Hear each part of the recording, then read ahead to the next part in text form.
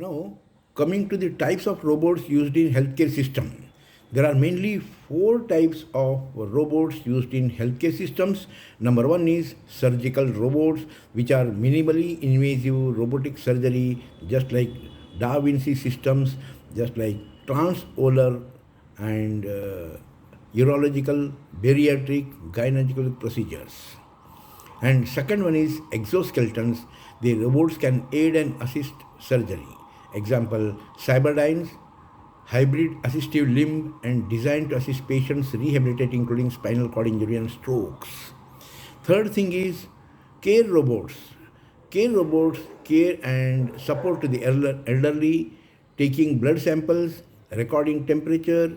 Rikin and Sumitomo Rico used in Japan. And fourth one is hospital robots. In hospitals, these robots are used to deliver medicines and to collect the lab specimens, disinfect hospital devices, operation theaters, and equipment. Here you can see Da Vinci surgical operating robots, and it is a robots is a combination of so many machines and connected to the uh, computers and the controlling systems, and they have got a lot of arms, and you can see the arms in the side photograph which has been shown, and the arms can twist, change, and just like human beings there is no vibrations or any problems with movements, and that's why the robotic hand is well designed to operate in any corner of the any of these things with minimum invasive surgery. This is the picture which is showing the actual operation theater and how it is robots will operate. The robotic assistants will be there, plus the surgeon who is sitting at any distance. He may be in the operation theater, side room, or any corner of the world, can control the robots from the computers. Here it is a diagrammatically shown, that is where is the anesthetist, assistant, nurse, and surgeon, and the actual robot performing the act.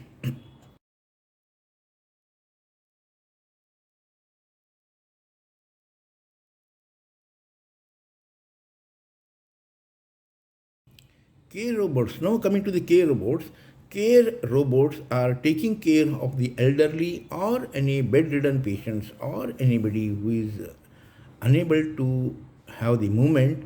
These on the button on the signaling, these robots will come to the patient. They will do the tasks which are being helping to the patient, bringing the medicines, bringing the pen pencil. You can see in the photo that is the robot is bringing the pen and giving it to the patient. Now, coming to the hospital assisting robots. The hospital assisting robots can perform many tasks which will be helpful for the patients and in the hospital. Without that, they will be working as a nurse, they'll be working as the laboratory technician, they'll be working as so many things. That is, you can see in the photographs, they are taking the blood samples so that blood sugar can be tested, or they will collect the blood, collect the urine sample, collect the sputum sample, or any of the laboratory span samples. They will collect it and they will be transported to the laboratory and submitted to the laboratory.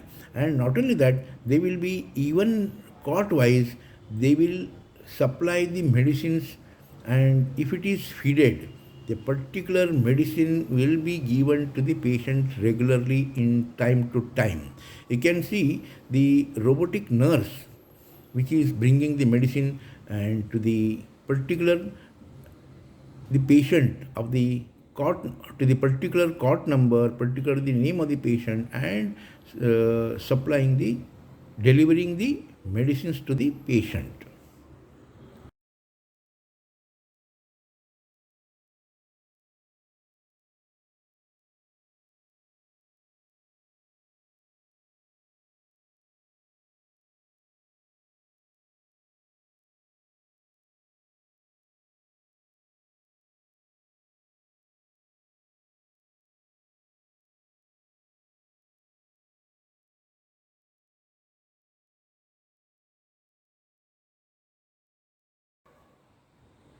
Now, coming to the advantages of robots to the surgeon. What surgeon gets advantages with robots?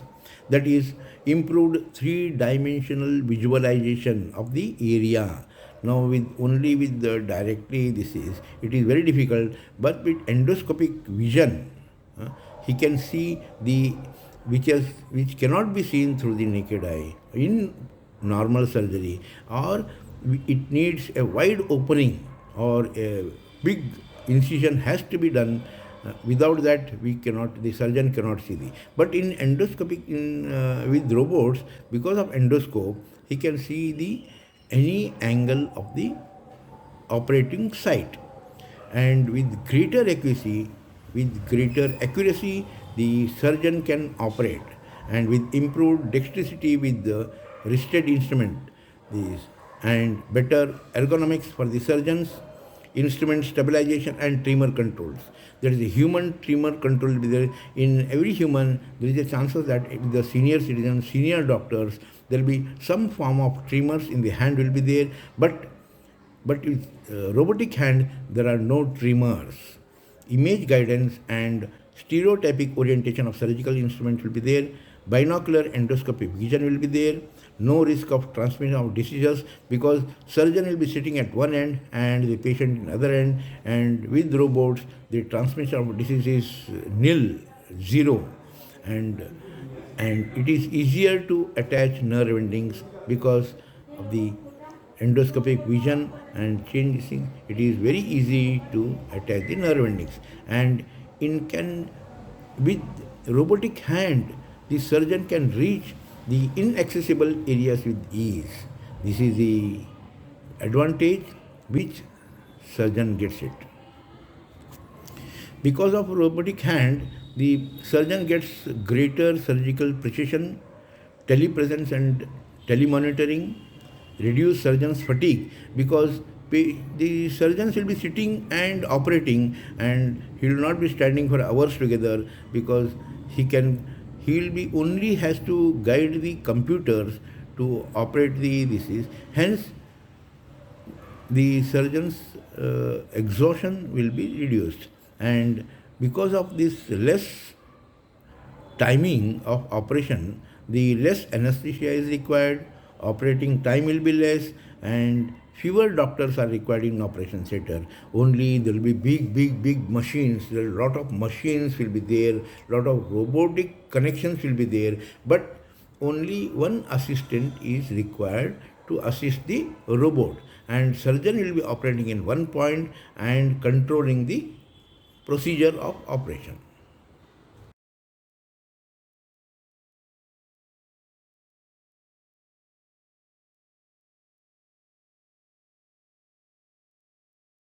Coming to the advantage to the patients because of robotic surgery, there will be small operative infection. There will be less chances of infection post-operatively and less loss of blood because of precise operating procedures, and less hospital stay because of incision will be less, no infection, and it will be it will be just like a small procedure.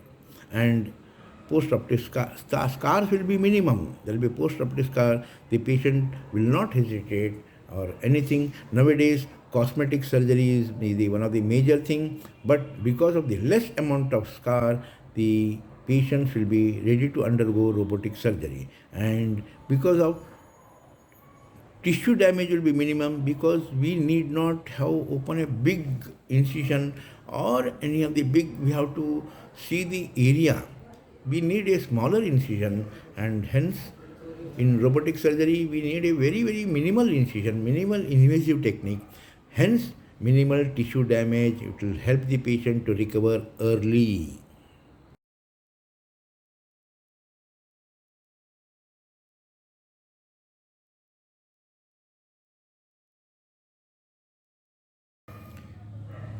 Now, coming to the main of the clinical applications, in which procedures, which operations, which diseases, these robots will be helpful in performing the operating procedures. This is the most important uh, for the future doctors and future robotic surgeons. It has been evaluated for the management of pharyngeal, laryngeal, and thyroid and skull-base surgery. As an ENT surgeon, I feel that in head and neck there is a lot of robotics are used in future, and even nowadays also the people, the surgeons, robotic surgeons are using robots for the head and neck surgeries. In tongue-based tumors, it is a clear visualization of the tumor boundaries, vascular tissues, aids accurate assessment of tumor margins, and accurately we can remove the whole of tumors, of tongue-based tumors. The robotic surgeon operating through the two-hand control allows the assistant to grasp, cut, ligate, and suction simultaneously. There are so many functions can be performed simultaneously, and endoscopically non-cervical incision for thyroidectomy. So many things. The post-oral incision has been taken for thyroidectomy. This is a very rare phenomena. If you are in routine analogical or routine operations, we do neck incisions and there will be scar and everything. But if it is from the endoscopically through robotic surgery, if it is from post-auricular incision in the neck, and then through the post-auricular incision, if you are doing, then that scar vision will not be there. There is a cosmetically it will be more these things. For nowadays all thinking, nowadays the people's thinking is not to have a scar visible, and mastectomy can perform. Mastectomy can be easily performed. Stapes full plate, micropeak fenestration by John Hopkins SS robot, cochlear implant as well as drilling by RX 130 robot, skull base surgery focused in access via different approaches is studied. Skull base surgery with the different approaches, which is the scar should not be visible and it will be very small, hardly 1 centimeter to 2 centimeters or 1 centimeter to 1 inch. Nowadays, transoral robotic surgery has becoming more and more famous because of accuracy in operating oral cavity cancers, especially cancer cell of the tonsils. And because of the possibility of the obtaining superior visualization of the complete resection of tumors with wide margins, TORS seems to be represent an alternative to open or endoscopic microscopic approaches in oral and pharyngeal-laryngeal oncology, particularly with the 5 millimeter instrument that allows improved vision, greater ease of use, and shorter operating time. Now, before ending my report on robotic surgery in E.N.T, I say that take home message that future surgeries will be done by robots. Most of the surgeries will be done by robots because they have to be precisely and accurately can be done, and improve the robot so that no surgical mishaps can occur. Because to improve the procedures, improve the robots, improve the artificial intelligence in that. Robots can be used in operative very infective patients like HIV and COVID-19 positive patients so that the surgeons will not be get affected. Robots can operate in extreme environment conditions, even though there is a wind, cyclone, or any of the temperatures, even if the high temperature in dry areas or whatever the things, the surgeon get exhausted, but robots will not get exhausted and they will operate accordingly. Take home message is, in future, for the future doctors, I advise that you get trained in robotic surgery to operate precisely, and more operations are getting done by robots through the controlled by the surgeons. This is the thing. Yes, good.